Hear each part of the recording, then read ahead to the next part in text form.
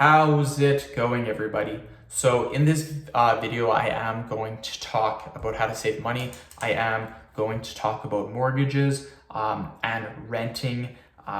Super important that you guys listen to the tips that I have. I should be able to help you guys out, and you should be able to save some money by doing this. So what I found out, this is from my personal experience, is when I buy houses, I make sure that I put as much money as possible to them. And I make sure that my mortgage amount is never any less than about, I'm just trying to calculate how much I did on my first mortgage. Anything less than about 50%. That's right, 50 freaking percent.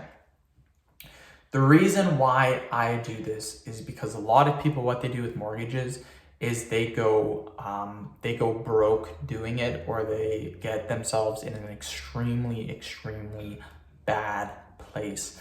Now, the thing with banks, and this is super bad, and I don't agree with it, is if you go to a bank, you try to get a mortgage, what they do to get approved for a mortgage, they look at a lot of different things, but the main thing that they do is they have a little ratio that they do, and it's about 45%.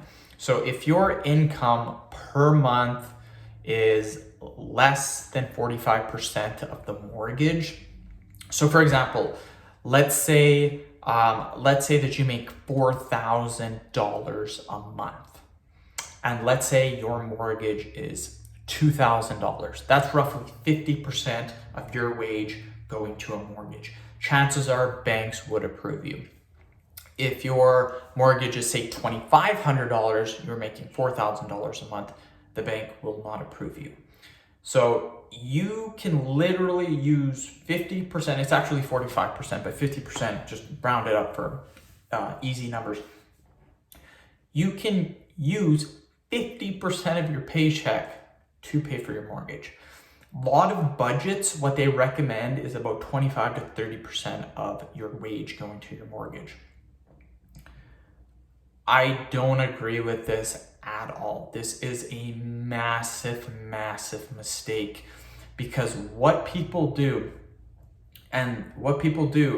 is they will get as high of a mortgage as possible, and what will happen is if they have any issues with their jobs or anything, they are absolutely screwed. And I've seen this a lot with oil changing, markets dropping, even with COVID.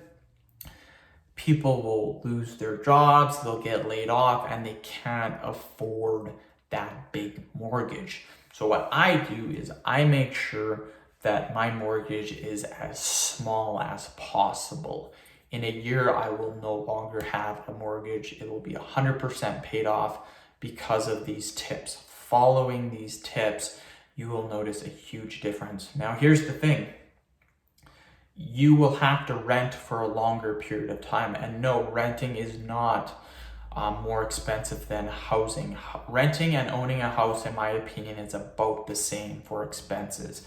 The only issue with renting is you can change your places and you're not locked into a 25-year term. That's what really sucks. Average mortgages are about 25 years. They used to be about 30 to 35, but banks got rid of that because people would just take a massive mortgage and then pay it off in 35 years. Banks didn't like that. So now it's 25 years. So really important. For example, let's say you want to buy a house for $400,000. Where I live, that's an average house price, $400,000. Let's say you want to put a 5% down payment on. I know a couple of people that have recently done this. 5%. So what's going to happen is your mortgage with 5% down payment, that's $20,000. Your mortgage is going to be $380,000.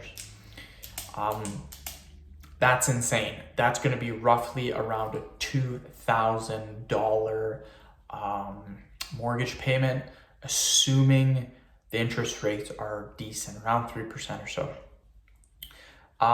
With $2,000, you better be making over $100,000 a year in order to pay for that, because that will take up a huge paycheck And I know people that are making close to minimum wage that have done this. The bank has approved them, and their mortgage rates, literally there's two people, husband, wife, and they each make probably $1,300 take home every 2 weeks. So combined every 2 weeks, they're making about $2,600, and a month, $5,200. So together, literally over 30% of their net income is going towards their mortgage. That is freaking insane. So mortgages, be very careful. I recommend, you also have to pay for CMA or CMH, whatever it's called. It's another payment that you have to pay if your mortgage is less than 20%.